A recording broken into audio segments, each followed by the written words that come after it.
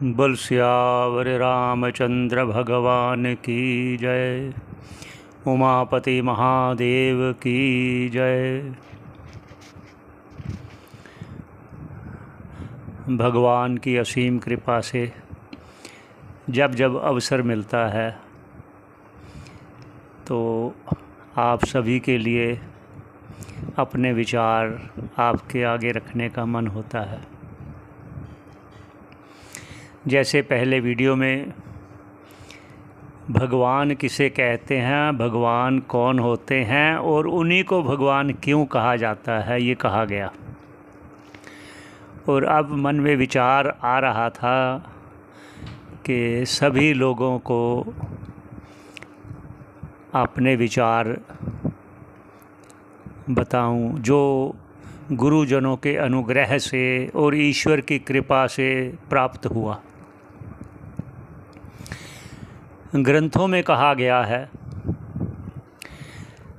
कि जितने भी प्राणी हैं इस संसार में, सभी जीव, प्राणी अर्थात जो प्राणधारी हैं, वो सभी जीव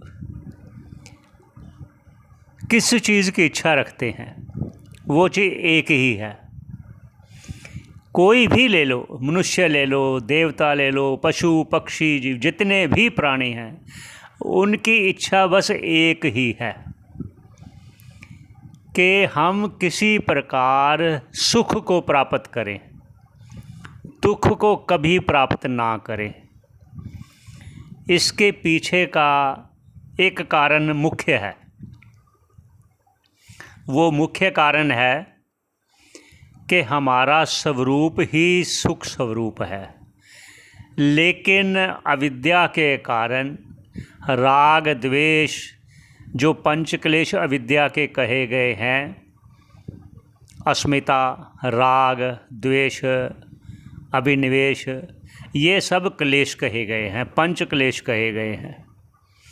और इनसे छुटकारा पाने के लिए ही सारे जीव प्रयत्न कर रहे हैं। सारे जीव, देखो मनुष्य तो करते ही हैं, पशु भी करते हैं, मनुष्य भी करते हैं कि मैं किसी प्रकार सुख को प्राप्त हूँ, मुझे सुख मिले, बस दुख ना मिले। इस पर आज चर्चा करेंगे। और जो शुरुआत करते हैं इस पर करते हैं कि हमें वो सुख कैसे प्राप्त हो और हमें दुख क्यों मिल रहा है। ये तो स्वाभाविक है, सभी जानते हैं कि जो धर्म करेगा, पुण्य करेगा, उसको सुख मिलेगा, जो पाप करेगा, किसी को दुख देगा, उसे दुख मिलेगा। क्योंकि जिसके पास अंदर मानसिक इतनी प्रताड़ना है तो वो दूसरे को प्रताड़ित करेगा, और जो खुद ही सुखी है वो दूसरों को अवश्य सुख देने का प्रयास करेगा। ये एक। दूसरा, सबसे पहली बात जो अविद्या की कही गई है, जो पंच क्लेश है, वो अविद्या मुख्य कारण है दुखों का। लेकिन उसके उस अविद्या के कारण ही आगे काम और कर्म होते हैं। काम अर्थात कामनाएं होती हैं अविद्या के कारण।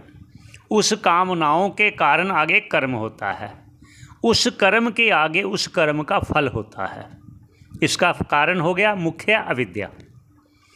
अब क्या हुआ, जब अविद्या हुई तो उसमें पूर्व जन्मों के कर्मों के अनुसार जो जो हमारे अंतःकरण में संचित कर्म पड़े हैं, संचित कर्म, लेकिन उन संचित कर्मों से कुछ ऐसे कर्म हैं जो फल देने को उत्सुक हुए हैं, वो फल हमारा प्रारब्ध बन गया।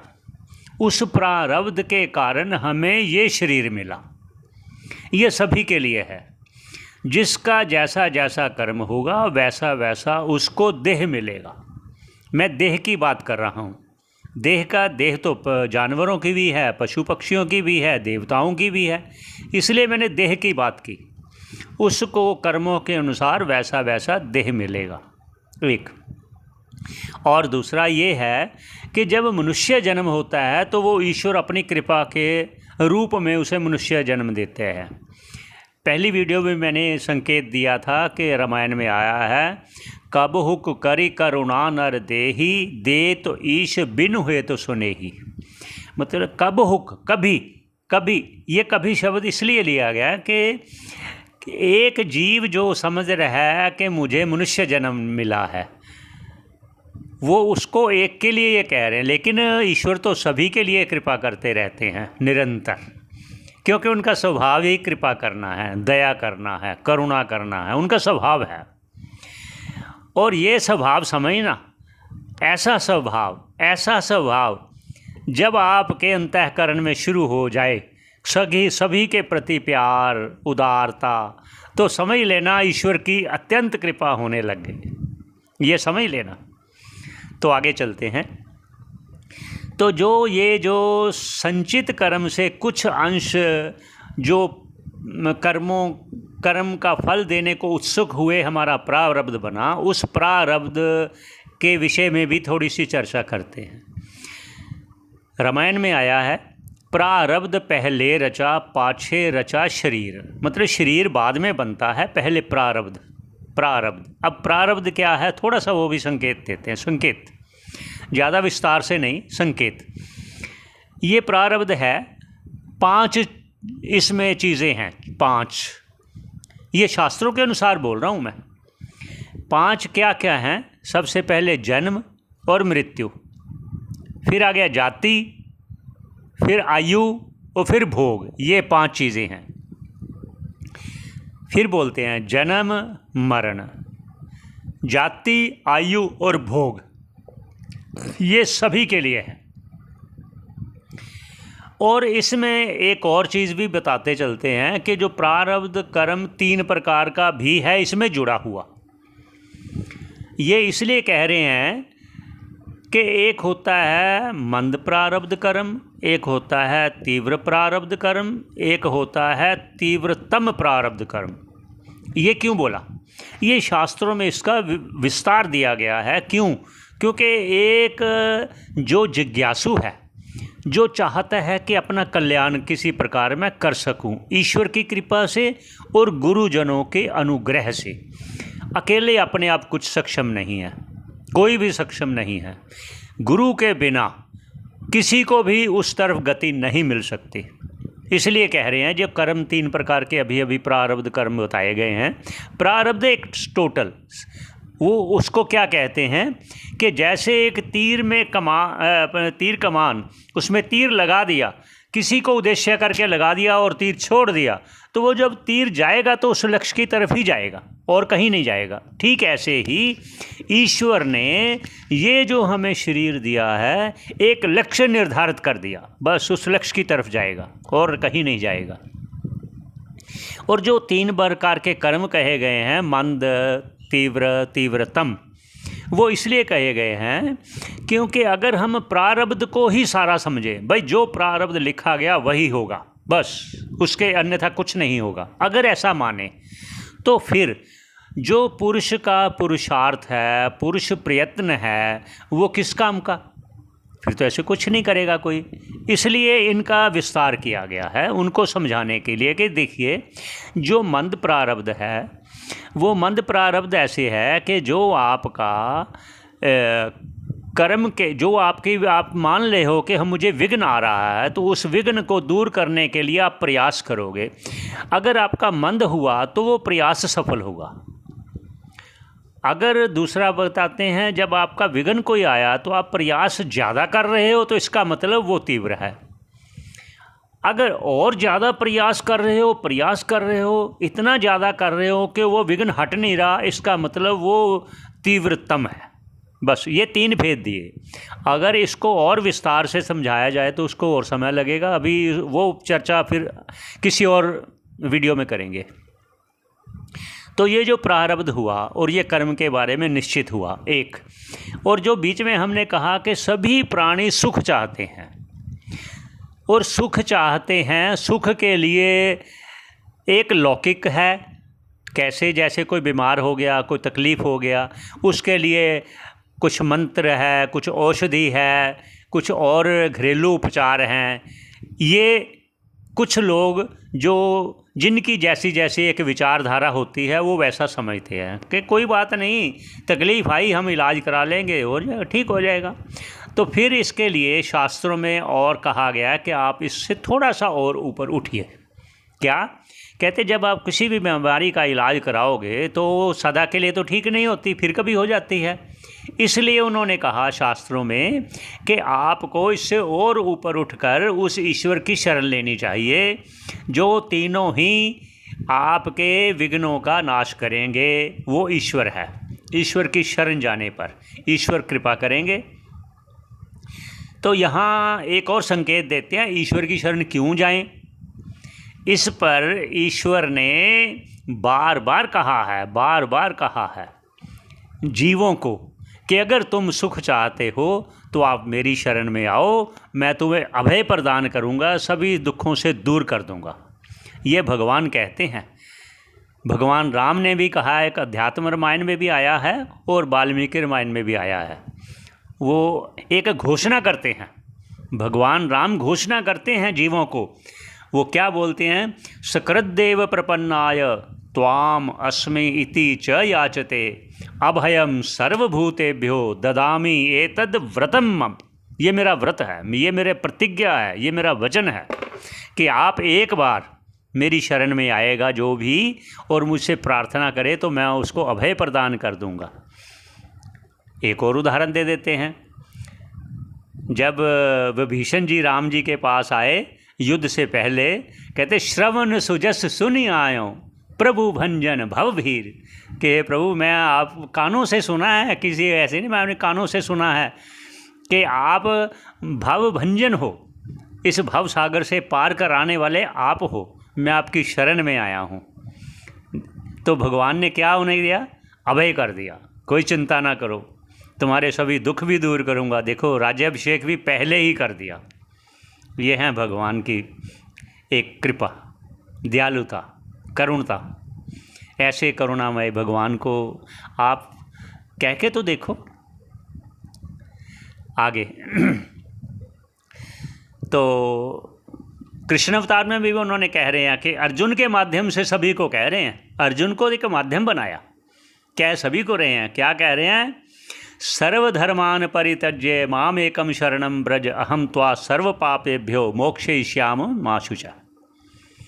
भगवान कृष्ण जी भी ये बार बार कह रहे हैं, हर अवतार में कहते हैं, लेकिन जीव थोड़ा सा ध्यान दे तो सॉरी। तो आगे चलते हैं। तो हम चर्चा कर रहे थे कि हर जीव सुख चाहता है। अब सुख कैसे मिले उस पर चर्चा हो रही थी कि 3 प्रकार के दुखों से मैं दूर कर दूंगा, पार कर दूंगा, तुम्हें दुख सताएंगे नहीं। वो 3 प्रकार के दुख कहते चलते हैं। वो है आध्यात्मिक, अधिभौतिक और अधिदैविक। जो एक शारीरिक रूप से है वो आध्यात्मिक हो गया। जो अधिदैविक है वो हो गया जो देवी प्रकोप होता है, धूल, आंधी, अग्निकांड आदि आदि आदि आप समझ लीजिए। और एक अधिभौतिक हो गया, जैसे दूसरे जीवों से दुख होता है, दूसरे प्राणियों से दुख होता है, जैसे शेर से है, सर्प से है, या कुछ और जीवों से भी हो सकता है, कोई किसी ने मार दिया किसी को। ये प्रकार के सभी दुखों से वो दूर करते हैं अगर हम मन से उनकी शरण में हो जाएं। और उसके आगे चलते हैं कि दुख का एक कारण बताया गया अविद्या, और एक भी कारण है जो उसी से प्राप्त हुआ, वो अविद्या से। वो क्या है, वो है देह। जब तक देह है दुख सुख चलते रहेंगे, जब तक देह है दुख सुख चलते रहेंगे। इसलिए इसको हटाने का प्रयास क्या है और तरीका क्या है, वो कहते हैं कि देखिए, हम चाहते हैं कि हमें अनुकूल वातावरण मिले हर बार, बस हमारे अनुकूल हो, लेकिन ये संभव नहीं है। क्योंकि देखिए, जब गर्मी होती है तो आप चाहते हो कि एसी लगाएं, जब सर्दी होती है तो चाहते हो कि हम हीटर लगाएं। तो गर्मी में हीटर नहीं लगाओगे ना, और सर्दी में तो हीटर लगाओगे। और ऐसे ही सर्दी में एसी तो नहीं लगाओगे, हीटर लगाओगे। यही जो अनुकूल और प्रतिकूल हमारे मन में चीज़ें बैठी हैं, इसको सहने की शक्ति प्राप्त करनी चाहिए ईश्वर का भजन करते करते। ये भगवान भाष्यकार जी ने अपने एक ग्रंथ है, उसका नाम है विवेक चूड़ामणि, उसमें भी लिखा है उन्होंने कहा सहनम सर्व दुखानाम अप्रतिकार पूर्वकम, सहनम सर्व दुखानाम अप्रतिकार पूर्वक, अप्रतिकार कहा कि भाई ठीक है, दुख आया है, जो शारीरिक रोग है, रोग तो उसका दवाई से दूर करना ही चाहिए। इसका मतलब ये नहीं कि आप दवाई ना करो, डॉक्टर के पास ही ना जाओ, ऐसी बात नहीं है। वो कहते हैं कि ऐसा ना हो कि आप और बीमार हो जाओ तो आप भजन कैसे करोगे। इसलिए इस देह को चलाए रखने के लिए, उस भगवान का भजन करने के लिए, ये अपने मन में होना चाहिए। जब हम किसी, ये चीज़ अनुकूल और प्रतिकूल कैसे होगा, हम जब किसी से राग करेंगे तो हमें वो अनुकूल लगने लगेगा, और जब हम द्वेष करेंगे तो प्रतिकूल लगने लगेगा। ये राग और द्वेष से। और दूसरी बात, जब किसी से राग होगा तो हमें उसे बचाने का प्रयास करना पड़ेगा, और उस बचाने में जब अगर कोई रुकावट आएगी तो हमें क्रोध आएगा। इसलिए राग द्वेष मुख्य कारण है। अविद्या का पहला जो है वो अस्मिता, फिर राग, फिर द्वेष, फिर आगे वो बढ़ते जाते हैं, जितने भी बढ़ते जाएं जब ध्यान नहीं देंगे तो। इसीलिए इस विषय की ओर जाने, विषय मतलब इस मार्ग की ओर जाने के लिए, उस सुख को जो एक परम सुख है, जो नित्य सुख स्वरूप है, उसकी ओर जाने के लिए एक उन्होंने पैरामीटर शास्त्रों में बताया है, वो है विवेक, वैराग्य, षट संपत्ति और मुमुक्षुता। मोक्ष की इच्छा होनी चाहिए, तभी हम मोक्ष की ओर जाएंगे, सुख की ओर जाएंगे। उसके लिए पहले जब तक नहीं होगा तो मोक्ष को अंतिम है। विवेक, वैराग्य, षट संपत्ति और मुमुक्षुता, ये चार चीज़ें बहुत ज़रूरी है पहले प्राप्त। इसी को बोलते हैं दैवी संपत्ति, दैविक धन। दैवी संपत्ति अर्थात उस दिव्य को प्राप्त करने के लिए हमें ये दिव्य धन देना होगा। जिस प्रकार ये लौकिक वस्तुएं खरीदने के लिए हमें ये पैसे वगैरह, नोट वगैरह देने पड़ते हैं, ऐसे ही उस दिव्य सुख को प्राप्त करने के लिए, जो मेरा अपना स्वरूप है, उसी को प्राप्त करने के लिए हमें वो दैवी संपदा, दैवी धन, वो प्राप्त करना पड़ेगा। इसका प्रयास पहले करेंगे, फिर ही हम इस दुखों से पार होते जाएंगे धीरे धीरे।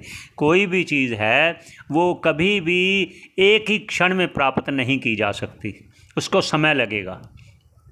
भगवान स्वयं कह रहे हैं, बहु नाम जन्म नाम अन्ते, बहु नाम जन्म नाम अन्ते। इतने जन्मों में जो आपने प्रयास किया है, तभी ज्ञानवान माम प्रपद्यते, तो वो मेरी शरण में आते। बहुत जन्मों में जो मुझे प्राप्त करने के लिए आपने प्रयास किया है, एक बार नहीं बहुत बार भगवान कह रहे हैं। एक जगह और भगवान कह रहे हैं, अर्जुन को बोल रहे हैं, मनुष्या नाम सहस्रेषु, जो हज़ारों मनुष्यों, हज़ारों सिर्फ एक बताया है, वो आजकल की संख्या ले तो करोड़ों अरबों पे चले जाएगा, कि जो मनुष्या नाम सहस्रेषु कश्चिद यतति सिद्धे, जो यतन कर रहा है मुझे प्राप्त करने के लिए, उन यतन करने वाले में फिर आगे कह दिया यतताम अपि सिद्धानाम, जो यतन करने वाले हज़ारों लोग हैं उनमें कश्चिन माम वेत्ति तत्वतः, कोई तत्व से मुझे कोई एक उनमें से एक जान पाता है।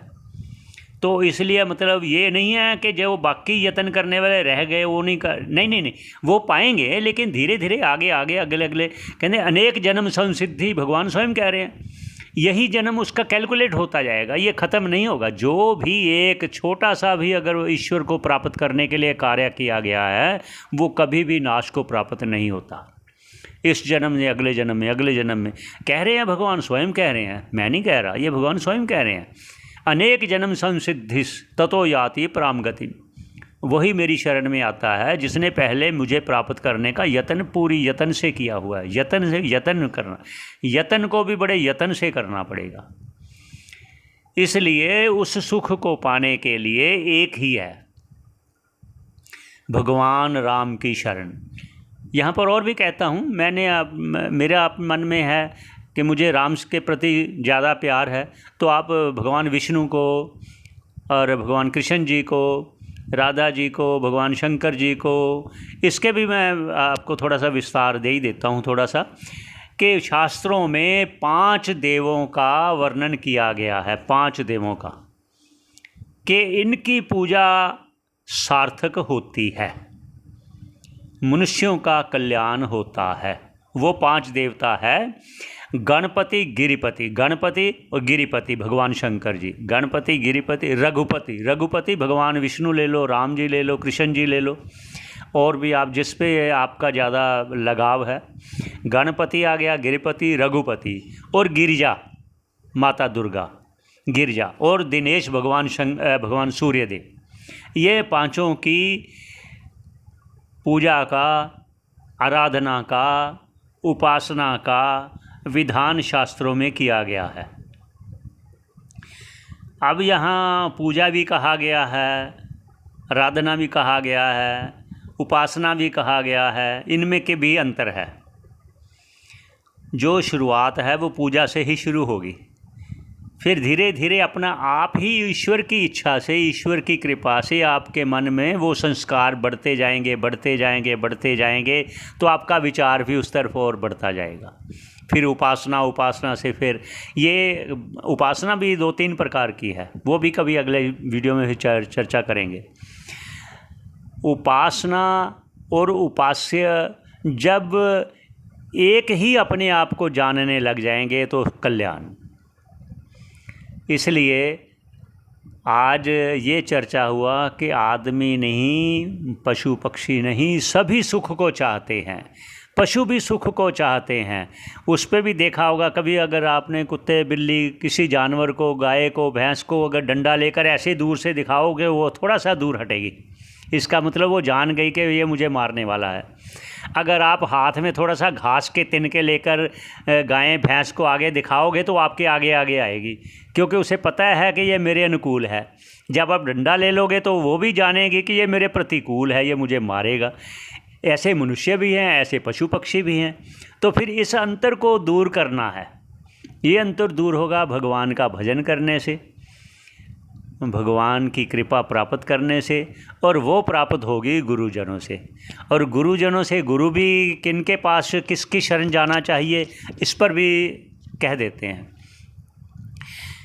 कि जो गुरु शिष्य परंपरा से है, जो आज शंकराचार्य जी ने परंपरा बनाई है, उपनिषदों का गुरुमुख से श्रवण करने के बाद जो प्रोक्ष ज्ञान है वो प्राप्त होता है। उसके बाद श्रवण मनन निधिध्यासन द्वारा उस स्थिति को प्राप्त करके, जब वो श्रोत्रिय जो था वही जब ब्रह्मनिष्ठ ऐसा अपने को अनुभव करता है, जो उसको, उस ईश्वर को, उस ब्रह्म को अपने से अभिन्न जानने लगता है, मानने लगता है, ऐसा अनुभव करने लगता है, तो वो आगे वही शिष्य जो गुरुमुख से जिसने श्रवण किया है, वही शिष्य जब ब्रह्मनिष्ठ हो जाता है तो वही आगे गुरु कहलाने के काबिल होता है।